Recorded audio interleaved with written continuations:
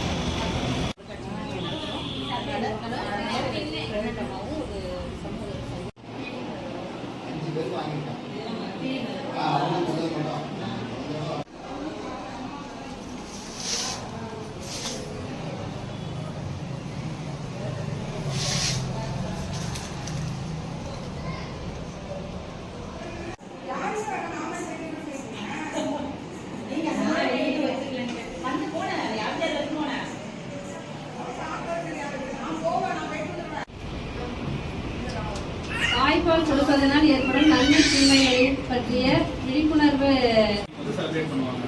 இது வந்து doctors, staffs, சிஸ்டர்லாம் இருக்காங்க, அவங்க எல்லாருக்கும் தெரியும். ஆனால் பொதுமக்களுக்கு உங்களுக்கு தெரியணும். எதுவுமே நிறைய இடத்துல வந்து தப்பான ஒரு கண்ணோட்டம் நிறைய பேர்கிட்ட, முக்கியமாக வந்து தாய்மார்கள்ட்ட இருக்குது. பால் கொடுத்தா அழகு குறைஞ்சிடும், பால் கொடுத்தா சீக்கிரம் வந்து கேன்சர் வந்துடும், பால் கொடுத்தா நான் வயசாகிடும், டயர்டாயிருவேன், நான் வீக் பாடி ஆயிடுவேன். தப்பான விஷயங்கள் அதெல்லாம் வந்து சோஷியல் மீடியா, வாட்ஸ்அப்பு, அப்புறம் வந்து அதை பற்றி சரியாக புரிதல் இல்லாதவங்க சொல்கிறது, அதெல்லாம் கேட்டு தன்னோட குழந்தைக்கு தாய்ப்பால் தராமல் வந்து நிறைய பேர் தவறு பண்ணிடுறாங்க. தாய்ப்பால் வந்து ரொம்ப ரொம்ப ரொம்ப முக்கியம். குழந்தைக்கு மிக மிக முக்கியமான ஒரு ஊட்டச்சத்து அப்படின்னு பார்த்தீங்கன்னா தாய்ப்பால் தான். அது முக்கியமாக முதல் 6 மாதத்துக்கு தாய்ப்பால் தவிர்த்து வேறு எந்த ஒரு ஃபுட்டுமே தரக்கூடாது. மாட்டுப்பாலோ இல்லை வந்து ஃபார்முலா ஃபீட்ஸோ அந்த மாதிரி எதுவுமே தரக்கூடாது. இப்போ வரைக்கும் குழந்தை பிறந்த ஃபர்ஸ்ட் என்ன பண்ணுறாங்க, தேன் தொட்டு வாயில் வைக்கிறது, அந்த மாதிரிலாம் செய்வாங்க. இந்த மாதிரி எதுவுமே செய்யக்கூடாது. ரொம்ப மிக மிக முக்கியமான ஒரு உணவு, சரிங்களா? உங்களுக்கு 24-25 வாரம் நீங்கள் வந்து வயிற்றுல குழந்தைய சுமக்கும் போதே அந்த கொலாஸ்ட்ராம்ங்கிறது வந்து சிப்பிட் ஆயிடுச்சு.